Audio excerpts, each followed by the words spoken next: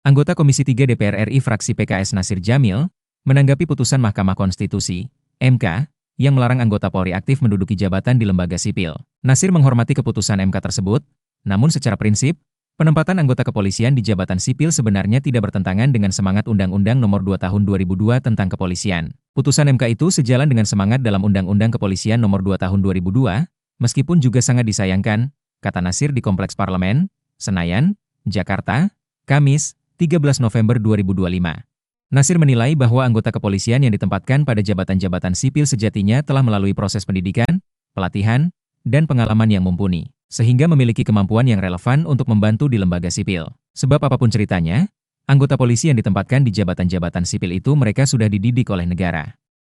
Mereka punya pengetahuan, punya keterampilan, punya pengalaman, ujarnya. Dalam pandangan Nasir Jamil, secara konseptual Polri merupakan institusi sipil, bukan militer, sebagaimana ditegaskan dalam Undang-Undang Nomor 2 Tahun 2002. Undang-undang itu memberikan peneguhan bahwa polisi itu sebenarnya institusi non-kombatan, dia itu institusi sipil, ujarnya. Dia non-kombatan, bahwa kita menghormati putusan MK ya tentu, tapi saya juga punya pendapat bahwa sebenarnya tidaklah salah, cuma pengaturannya yang barangkali diatur dengan baik, imbuhnya. Sebab itu, menurut Nasir tidak ada yang salah jika anggota Polri aktif bertugas di lembaga sipil, selama pengaturannya dilakukan dengan baik dan tetap memberi ruang bagi aparatur sipil negara, ASN, untuk berkarir. Kalau misalnya ada anggota kepolisian ditempatkan di lembaga-lembaga sipil, itu sesuatu yang tidak bertentangan, sesuatu yang sejalan dengan jenis kelamin polisi.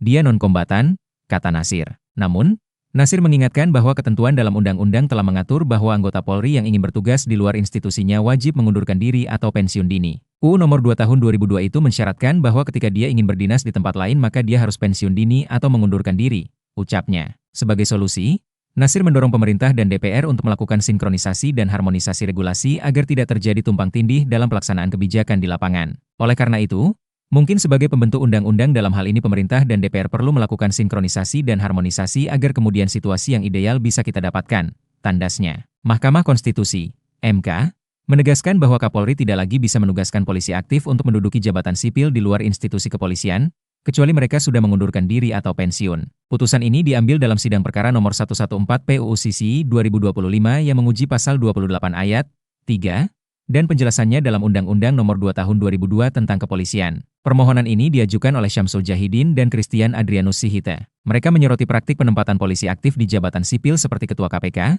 Sekjen Kementerian Kelautan dan Perikanan, Kepala BNN, Wakil Kepala BSSN, dan Kepala BNPT, tanpa proses pengunduran diri atau pensiun. Mengabulkan permohonan para pemohon untuk seluruhnya, kata Ketua MK Soehartoyo di ruang sidang utama, MK, Jakarta Pusat, Kamis, 13 November 2025.